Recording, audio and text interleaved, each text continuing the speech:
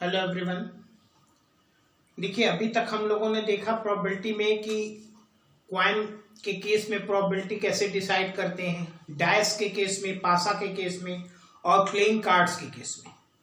ये तीन तो आपको मालूम है, लेकिन कुछ क्वेश्चंस आपको बने बनाए आएंगे जो परीक्षा के दृष्टिकोण से बनाए जाते हैं, उन्हें भी आपको समझना आवश्यक। हम कुछ आपको बता रहे हैं मेथड्स जो डायस, क्वाइन और कार्ड से अलग क्वेश्चन है, उनको कैसे समझेंगे।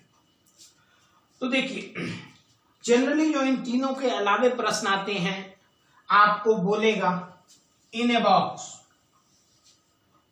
6 red 4 black and 5 blue balls.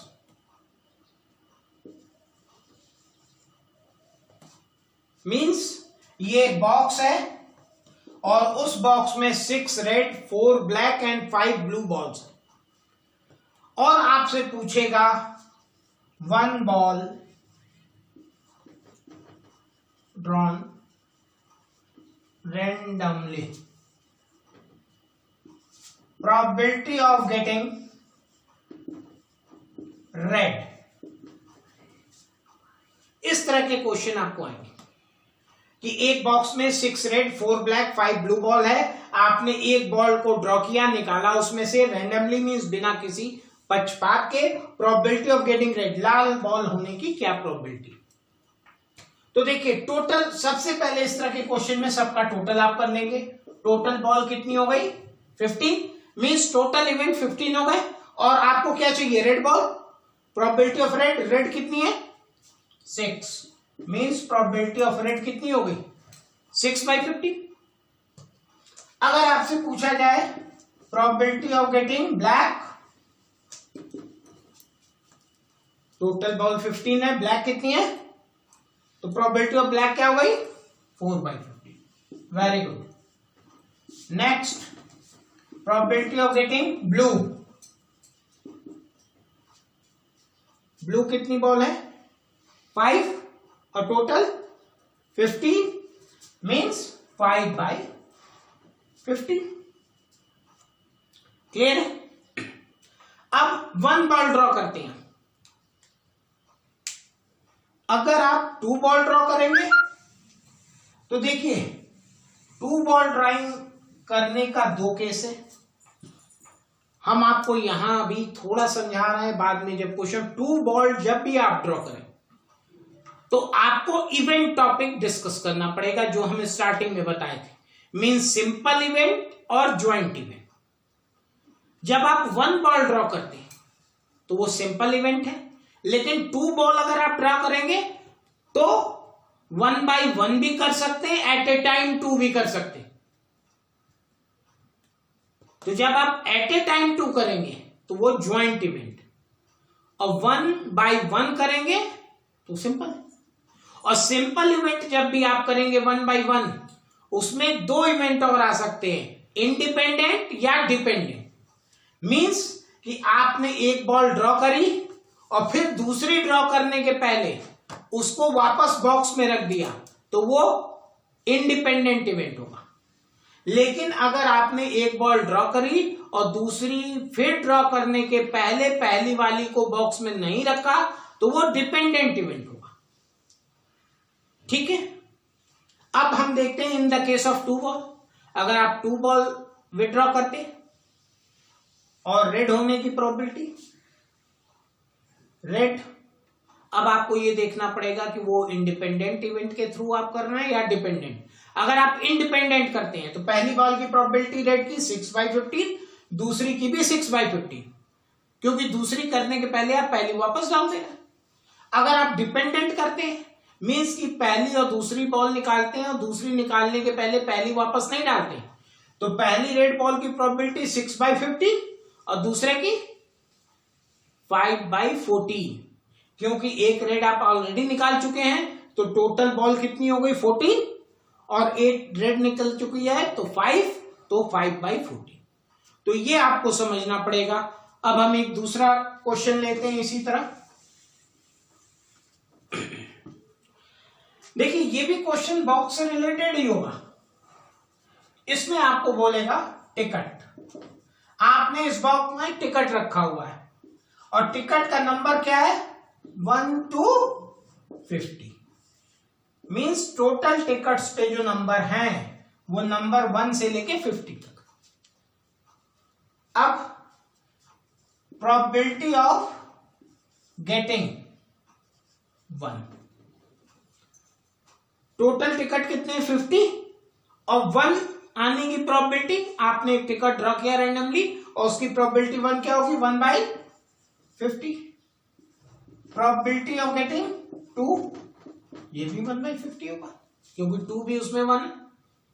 अब देखिए इसमें कैसे क्वेश्चन पूछेगा, probability of getting multiplication of, means आपने एक टिकट निकाला और ऐसा टिकट जो 2 के मल्टीपल, मींस आप इसको ऐसे भी समझ सकते हैं कि इवन नंबर हो तो 1 से 50 के बीच में कितने इवन नंबर होंगे, ये आपको कैलकुलेट करना पड़ेगा या समझना पड़ेगा। जैसे ताश की गड्डी में तो आपका फिक्स है कि 52 कार्ड्स हैं, रेड इतने हैं, ब्लैक वहां फिक्स है, यहां आपको अपने समझना पड़ेगा। तो आप देखिए 2, 4, 6, 8, 10, 12, 14, 16, 18, 20 इस तरह से करते 50 तक जाएंगे तो टोटल इवन नंबर 25/50 या इसको 1/2 भी आप कर सकते हैं। अब probability of getting multiplication of 3 का मल्टीप्लिकेशन कितना होगा 3, 6, 9, 12, 15, 18, 21, 24, 27, 30, 33, 36, 39, 42, 45, 48 मींस 16/50, इसको 8/25 भी आप लिख सकते हैं। मल्टीप्लिकेशन ऑफ 4, 5, 8 ऐसे भी क्वेश्चन आ सकते हैं।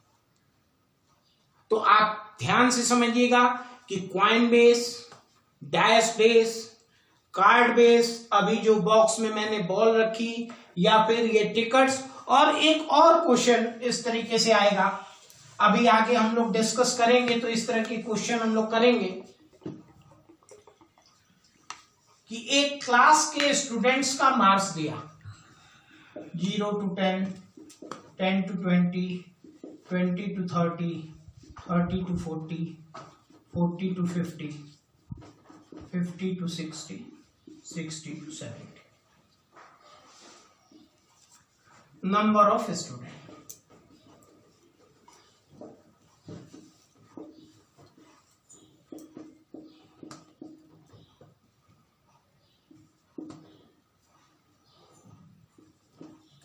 इस तरीके से लिख लिया, ठीक है। और आपसे क्वेश्चन पूछता कि आपने एक स्टूडेंट को सेलेक्ट किया, प्रोबेबिलिटी लेस देन 30 मार्क्स, क्या प्रोबेबिलिटी है कि उसके 30 मार्क्स से कम नंबर। तो सबसे पहले टोटल नंबर ऑफ स्टूडेंट आप करिए 10, 12, 22, 8, 13, 45, 50, 71, 100। टोटल नंबर ऑफ स्टूडेंट क्या है 100। अब देखिए probability of getting less than 30 marks, तो 30 मार्क्स यहां है, तो लेस देन 30 क्या होगा, कितने स्टूडेंट हैं 30, तो लेस देन 30 स्टूडेंट की प्रोबेबिलिटी क्या होगी 30/100। टोटल स्टूडेंट 100 है और 30 से कम पाने वाली भी 30 स्टूडेंट है। अब देखिए अगर यहीं पे हम आपसे पूछे कि प्रोबेबिलिटी ऑफ लेस देन 40, तो लेस देन 40 देखिए कितने स्टूडेंट है मेरे 40, 55 है तो वो 45/100 होगा, ठीक है।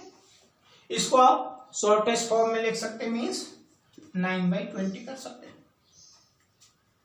अच्छा, मोर देन 40 अगर पूछा जाए आपसे कि probability of more than 40 marks, means आपने एक स्टूडेंट को सिलेक्ट किया, क्या प्रोबेबिलिटी है कि 40 मार्क्स से अधिक हो उसका, तो 40 से अधिक मार्क्स देखिए 21, 29, 40 से अधिक मार्क्स ये हैं इसको ऐड करिए, ये 55 हो गए, 55/100।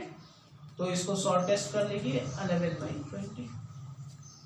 तो इस तरीके से क्वेश्चन जो भी आए आपको उसमें से सबसे पहले total number of likely cases देखना है, और फिर जो भी आपसे क्वेश्चन पूछा जाए नंबर ऑफ फेवरेबल इवेंट, और एक्सप्रेस करने का तरीका आपको मालूम है कि number of favourable event upon total number of likely cases. Total number of likely cases 100 था और 40 से लेस मास वाले का 45 था, तो प्रोबेबिलिटी हमने एक्सप्रेस कर दिया 45/100, और shortest form 9/20 means number of favourable events upon total number of likely cases.